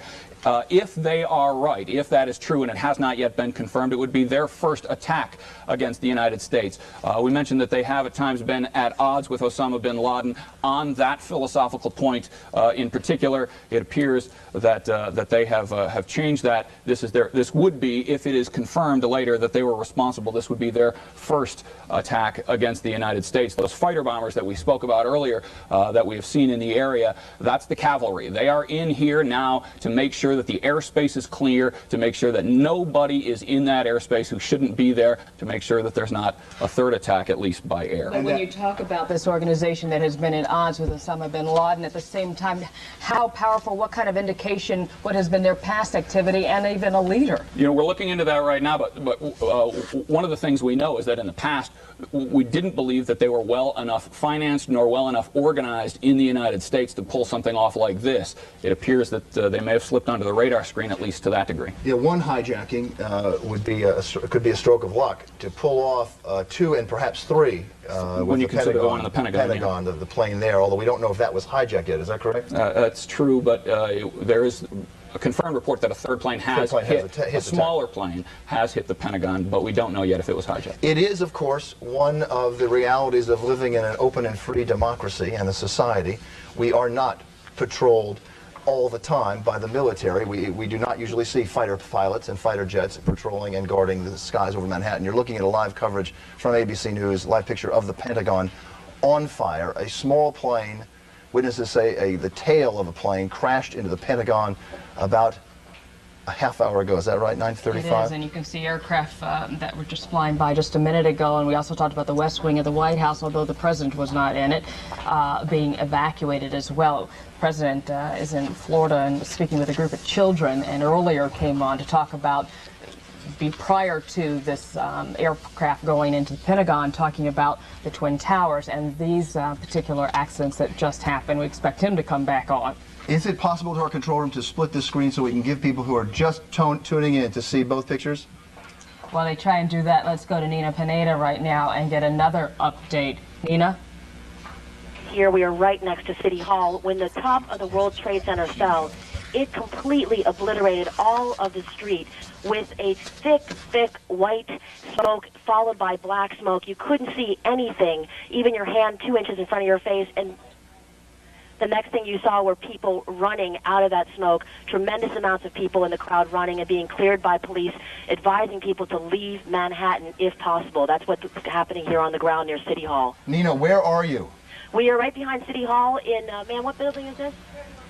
31 Chambers Street, and the police have cleared the area around City Hall as well. They're very alarmed and they're worried about something happening at City Hall, so they moved people back about 6 blocks. That people were running out of the smoke, and you couldn't see anything. The entire street was filled with smoke, and then followed by debris flying. There's the street right now is just littered with shoes, as people literally ran out of their shoes to escape the smoke and debris. Do you see any injuries on the ground there, Nina? Not at this where we are right now, but what we did hear from people that were in the World Trade Center on the 56th floor when the explosion happened was there were several people had collapsed, several people had been down on the ground, several people were immobilized and not moving, as well as some people in the Verizon building next to the World Trade Center that reported seeing people, as we told you before, jumping from the building. We don't know if they were falling out of the building from the force of the explosion, but one gentleman described in horror how he saw people jumping out in their suits with their ties flying from the very high floors of the World Trade Center, falling to the ground to their death. It is hard to imagine that the death toll is not high. Nina, I would like you to describe one more time what it felt like when that tower collapsed. What did it feel like to you on the ground there? We were standing probably about 3 blocks away, advancing toward the scene to try and gather some photos and some videotape, and it felt like the entire ground shook. It felt like what it feels like to be in a earthquake. The ground was shaking, followed by plumes and plumes of overwhelming smoke and flying debris, ash, and pieces of the building. As the ground was shaking, was there sound with this, Nina? There's a tremendous booming sound, and then it just felt like a rumbling, but it didn't sound like an explosion. It sounded like a loud rumbling, and then the next thing we saw were the streets.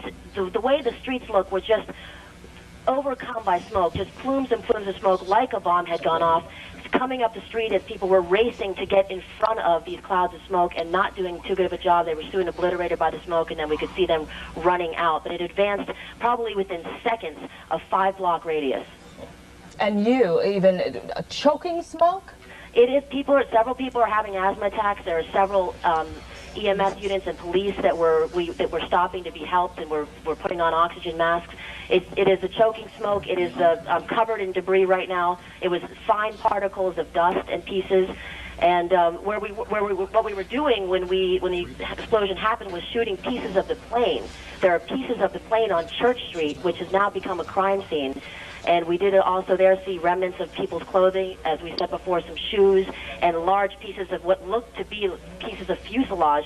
And this, amazingly, was about 3 blocks away from the scene to have these pieces of the plane and the debris fall all the way on Church Street from the World Trade Center.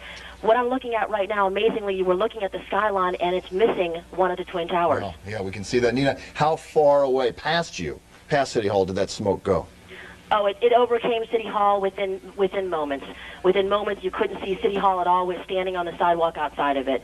So we're a block past City Hall, and it's pretty clear here right now, but City Hall was consumed in black smoke. You couldn't see a thing. And police at this time and other officials, their role?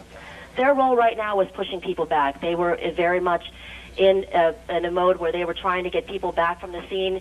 And the seconds before the explosion happened, there was another renewed kind of interest in really getting people away. Because, of course, out of curiosity, everyone's trying to get close. Everyone's trying to get pictures of the World Trade Center on fire. They started screaming, "Get back, get back. There's another explosion happening." I guess they were being warned on their radios that the top was going to come down since it was burning for the better part of half an hour. As they screamed to get people back, they started screaming, "Leave Manhattan if possible. Everybody leave Manhattan as possible."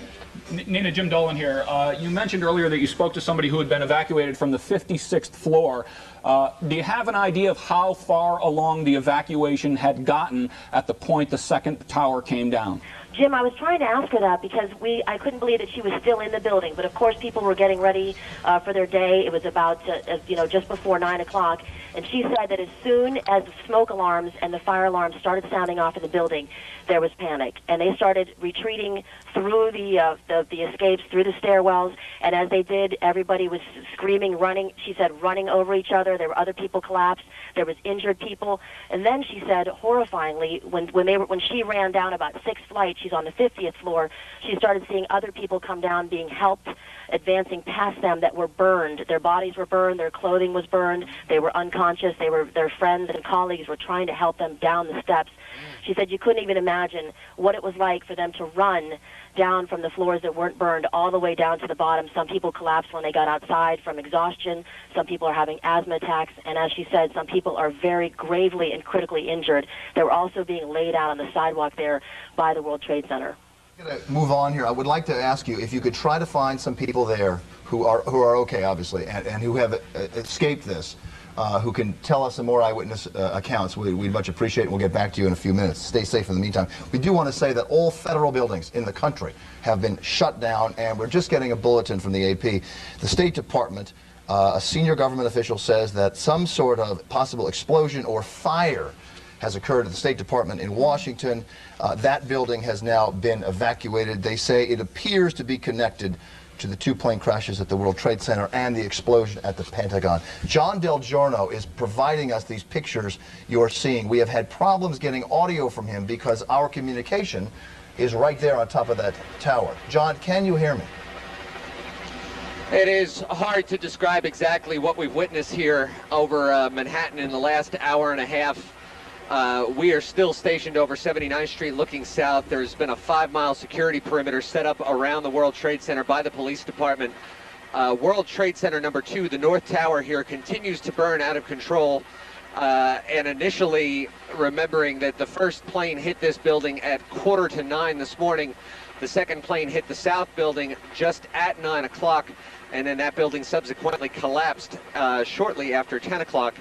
We actually witnessed the second plane strike the South Tower. From our vantage point, we were actually southwest of the World Trade Center coming out of our base, and the plane actually flew over our heads and directly flush into the south face of the South Tower and exploded into flames immediately. That tower continued to burn for quite some time, and then again it subsequently collapsed down onto itself. Meanwhile, obviously, the airspace in the area that is all shut down. Newark, Kennedy, and LaGuardia accepting no flights, and there are no departures as well. Teterboro airspace is closed. In essence, the entire airspace around New York City has been closed down. Currently, as far as a perimeter around the area, in the skies, obviously, today you would have to consider the skies a threat, and currently NYPD is operating their helicopters very close to the building, assisting state police agencies. I know New York State Police is down there, New Jersey State Police is down there as well. And interestingly enough, we about 10 minutes ago saw military fighter jets circling above Manhattan at about 2,500 feet, which is obviously something that you don't see here, and that is a security measure to prevent any further action from being taken. So that's the update from the sky right now. World Trade Center, the North Tower, continues to burn out of control, as it has since it was first struck by a plane at 8:45. The South World Trade Center tower has tragically collapsed. Really a momentous day in the history of the world as we witness this on the lower side of Manhattan. Can you hear us? John, can you hear us? Yes, I can just about make you out. If you speak slowly enough, I can answer all the questions you have. Okay, there is a question that I have. We had gotten word that every aircraft that's out right now is being asked to find the nearest airport and to land. And I'm wondering if that in itself doesn't pose another threat. Well, what they are trying to do right now, that order went out. We heard that order go out from Newark Airport's control tower a few minutes ago. That also has to do with a lot of commercial, with transient traffic, corporate traffic that comes in and out of the city, helicopters, corporate jets going into Teterboro Airport. They are being asked to find an airport outside of the area, find an airport other than Teterboro, Newark, LaGuardia, or Kennedy to go land at if New York City is their destination, because this airspace is immediately closed down. John? And as a matter of fact, I can tell you the only reason that we're really being allowed to stay in here is because the controllers know us, they know the end number on the aircraft, they know who we are. But I would venture a guess to say that we also will be removed from the airspace entirely. And I would guess that that's going to happen momentarily. As we said, we saw F-16 fighter jets circling over Manhattan just within the last 15 minutes or so. John, how so much... obviously going to set up a very tight perimeter. John, obviously, it's Bill Ritter. We want you to stay as long as you can and as long as it's safe. You've been it for a long time. I don't know how much gas you have left. Well, that's another question, because as these events continue to happen, Captain Paul and myself are trying to figure out the best and the safest way to bring this story to you. Well, you keep yourself safe, John. That's an order from Eyewitness News here. Let me just say, John, I have a question for you about that tower, but first we're getting word from the AP that the State Department official has confirmed that a car bomb exploded outside the State Department. There is obviously a coordinated effort and some sort of assault here on the United States in Washington and New York. We will give you a summary in a second, but John, looking at that North Tower, ABC News is reporting that the fire continues to burn, and it appears that the North Tower may be leaning. Can you tell? It's hard for us to tell through all that smoke. It is hard to tell from this point, again, because I am exactly 5 miles away from it.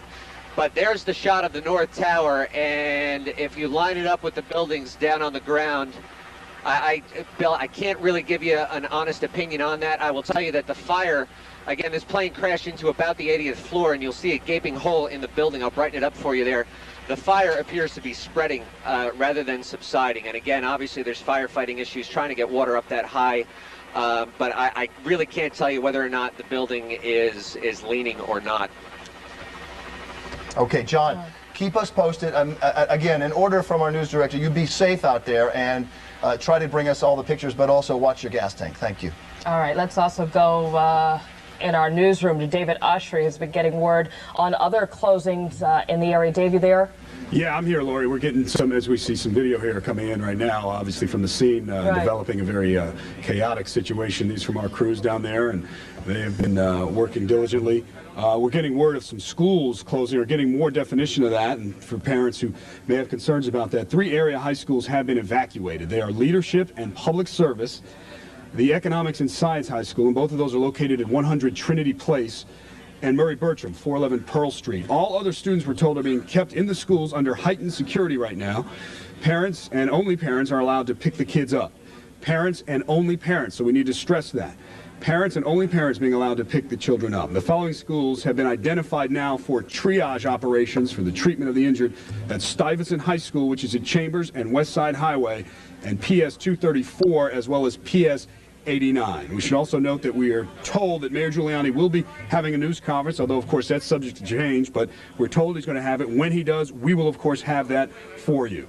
One other note, police, heavily armed police now guarding the Port Authority offices and the control tower at Newark. Of course, the airports are closed.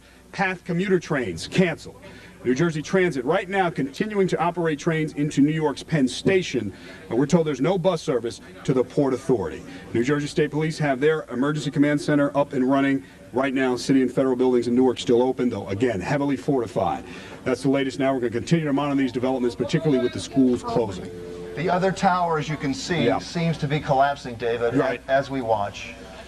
Unbelievable. This is, it's collapsing inward and it's imploding. This is a horrific situation you're watching, ladies and gentlemen. If you are a child watching and you do not have a parent there, I don't know what to advise you. If you can understand this.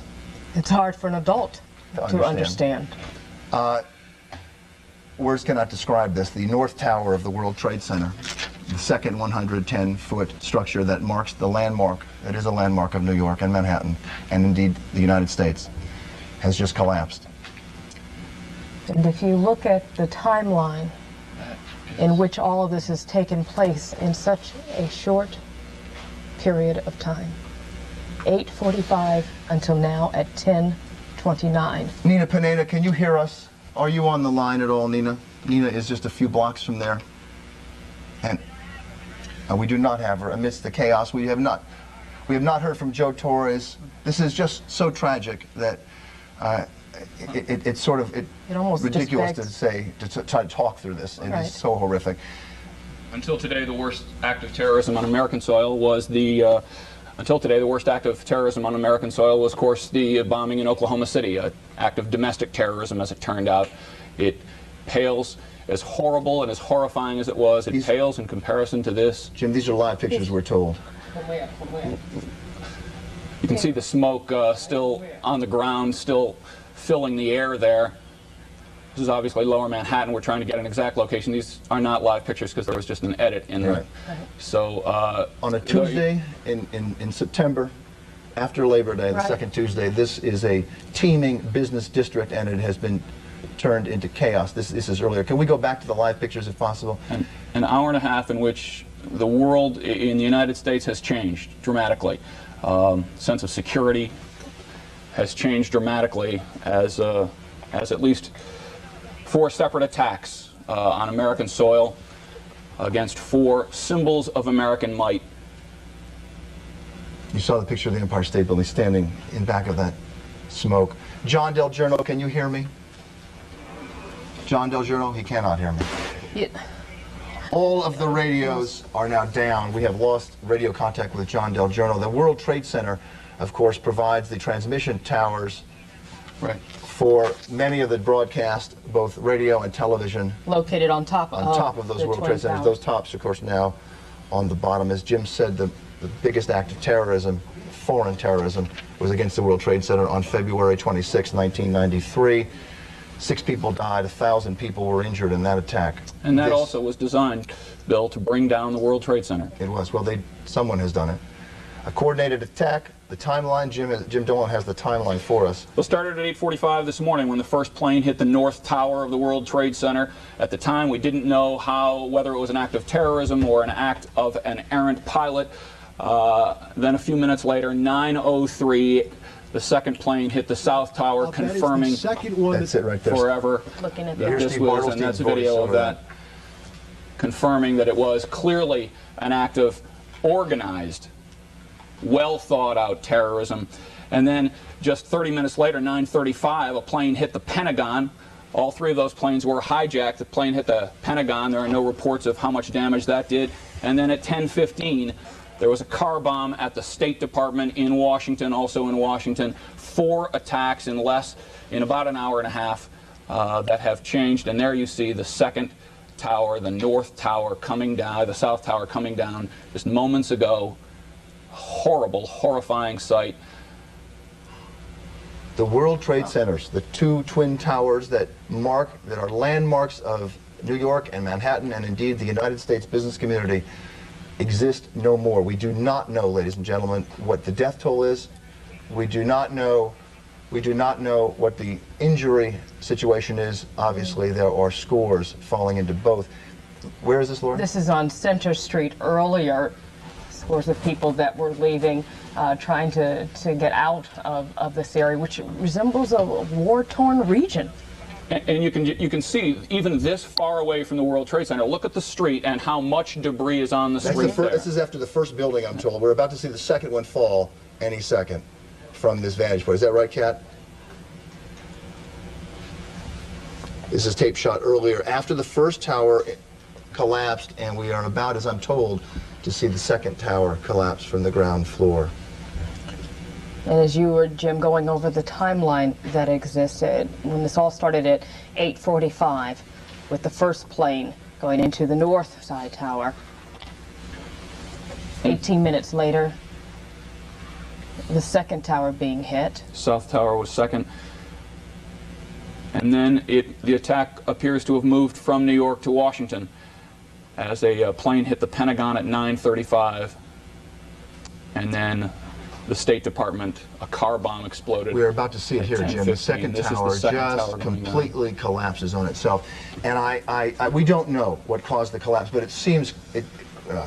it appears that just structural damage from all that fire, although we do not know whether there was some sort of timed explosion, but it does appear that all that fire. And in the end, it doesn't much matter.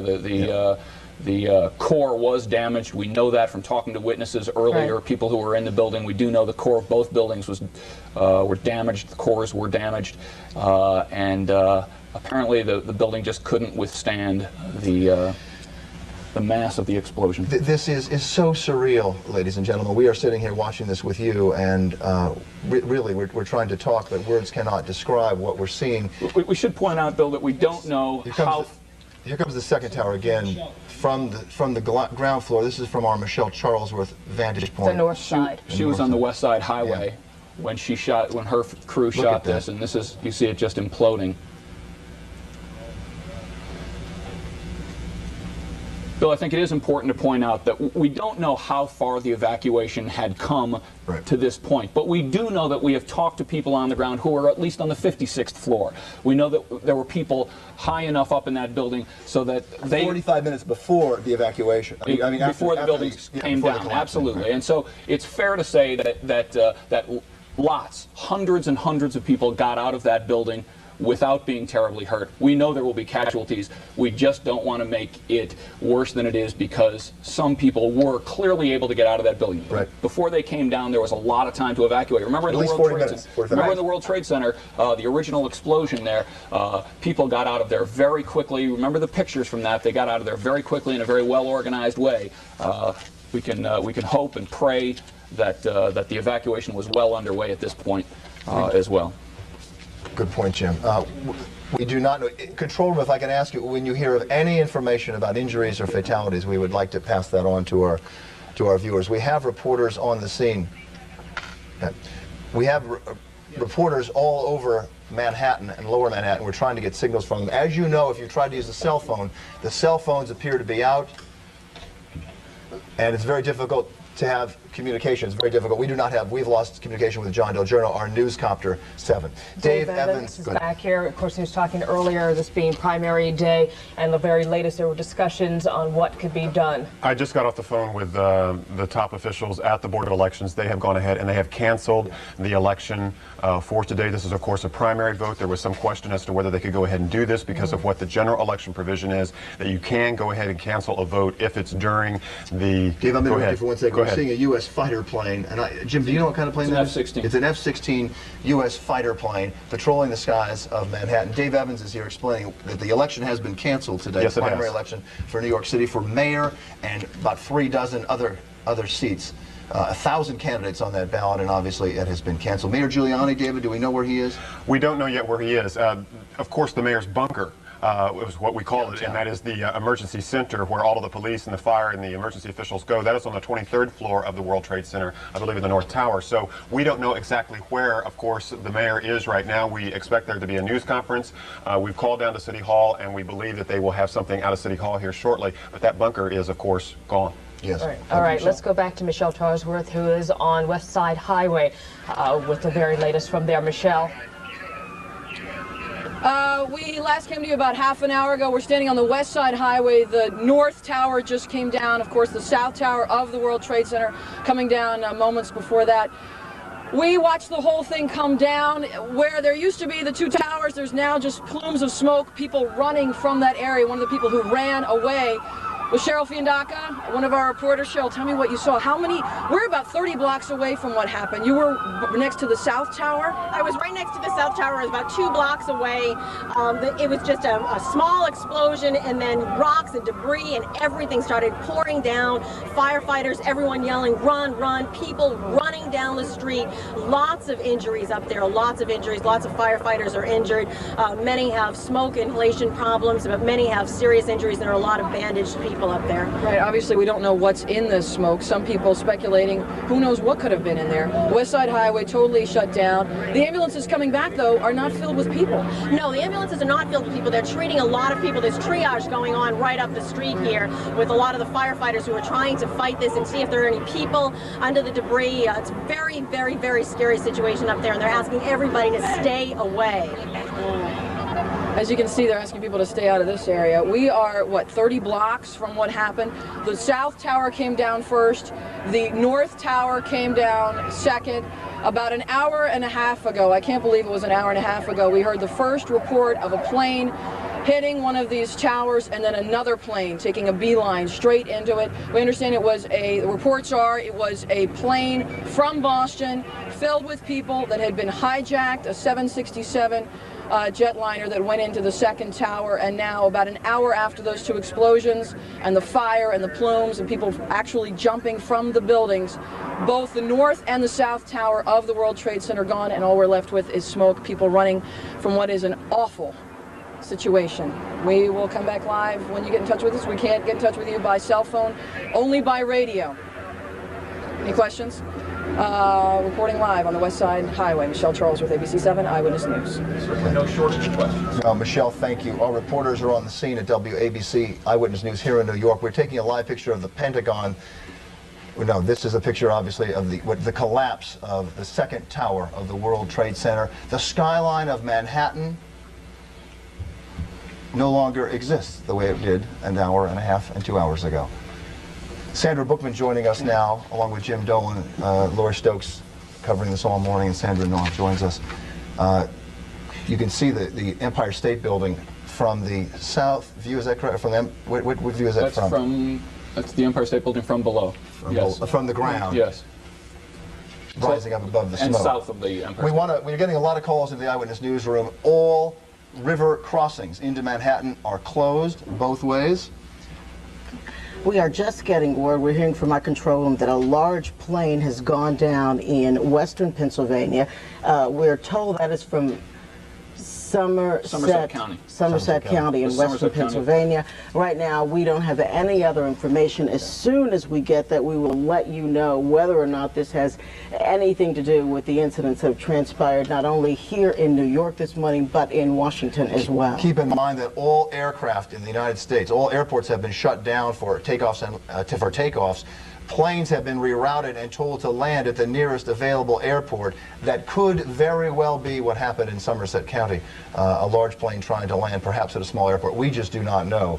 Again, there have been several apparently coordinated attacks on the United States. The World Trade Center, 2 airplanes crashing into the World Trade Center, one at 8:45 this morning, one at 9:03.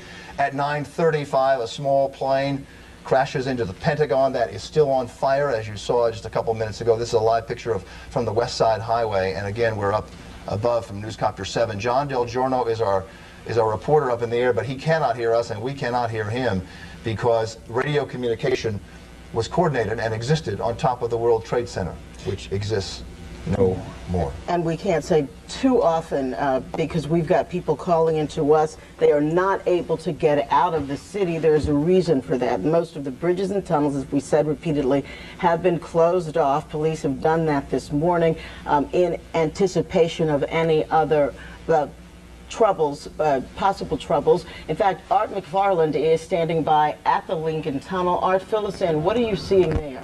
All right, Rob. I'm going to do the setup. We are at the Lincoln Tunnel right now. Just one example of how New York City and the surrounding areas are shut down. Lincoln Tunnel completely closed behind me. You can see the Port Authority police have it blocked off. There have actually been people who live in New Jersey who've tried to come here and walk through the tunnel. Of course, they're not allowed to. What people are doing, if you can just follow me over here, Rob, you can see people walking here. They're walking west now on 41st Street, and what they're trying to do is get a ferry to New Jersey. There is word that there have been some ferries operating. There's no way, of course, to confirm that from here. But the situation, of course, very desperate for some of those trying to get out of here and make it over to New Jersey. As we go around to the right here, you can see the line of traffic over here behind me. Traffic is being stopped now well away from the Lincoln Tunnel, not allowing any traffic to come down here.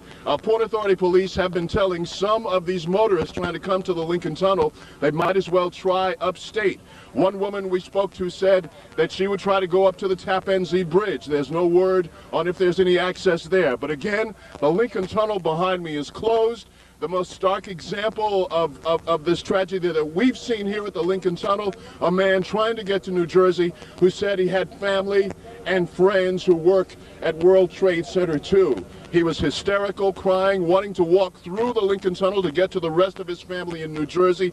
That, of course, again, just an example of the catastrophe that we're facing this morning. The Lincoln Tunnel is closed. New York City is shut down for transportation. And everyone who approaches this access way to Manhattan is being told that no one knows when that the city will be open once again and people will be able to use this tunnel and other access ways to Manhattan. We are live at the Manhattan Plaza of the Lincoln Tunnel. Art McFarland, ABC 7 Eyewitness News. Control room, if you could take that picture of the George Washington Bridge very briefly, as we're looking at a live picture still. The bridge has been shut down. All river crossings, as you heard Art say, have been shut down. Ladies and gentlemen, we have some questions to ask Art. I'm sure you did too, and you wanted us to ask them. He cannot hear us. We cannot talk to him. The communications devices, both cell phone and the communications devices that we relied on the tower that existed once in that shot, do not exist anymore, and we can't hear him. Lauren Glassberg is at St. Vincent's Hospital. Lauren, can you hear us? Yes, Bill, I hear you. I've been outside St. Vincent's Hospital for about the past 20 minutes, and this is where a lot of the critically injured have been transported, especially after the initial planes crashed into the two towers. And then since the two collapses took place, a lot of people have been brought in with smoke inhalation. Now, there are dozens of doctors lined up waiting for the ambulances to pull up. Cars are pulling up as well. People who have been downtown are transporting the injured as well.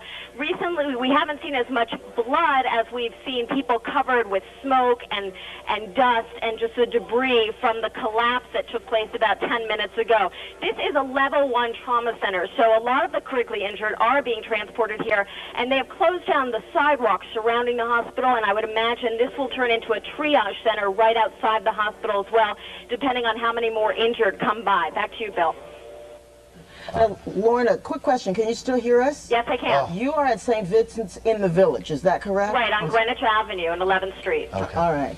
We also want to point out that the interesting thing about covering a story like this when you live here is that in addition to being almost becoming part of the story sometimes, we have several reporters in downtown Manhattan near the area where the towers have gone down. Joe Torres, who you might have heard earlier this morning on this broadcast on the phone. We hadn't heard from him for a while. We want to let his wife and his kids know that he is okay. He was finally able to contact us, and he will hopefully have some of the what must be horrific pictures for us later today to let us know exactly what he's seeing and report to us exactly what is transpiring in the area of Lower Manhattan. Sandra, can you still hear me? Yes, we can, Lauren. I wanted to mention I was down there for the first collapse and literally had just jumped in a car. I was hitchhiking a ride to go over to St. Vincent's and was probably about 3 blocks from the tower that collapsed, and was with Nina Pineda and some of our other crews, and was terribly worried about them as well because the debris just followed us up north. It went for blocks, and fortunately I was in the car, so I was able to get away, but that debris really scattered for blocks and blocks, and then the second debris, the second collapse as well. You just saw the smoke going everywhere, so it is very scary to be covering this kind of story with your colleagues and with people you don't know. It just brings everyone together. Everybody's looking out for each other and wanting to get to safety and make sure their next person is safe as well. Good point, Lauren. Stay with us, Lauren. Keep in touch with the control room, and we're going to get back to you. Obviously, your thoughts at this point turn to as you watch the smoke and the tower collapse. One of the towers collapsing. Earlier today.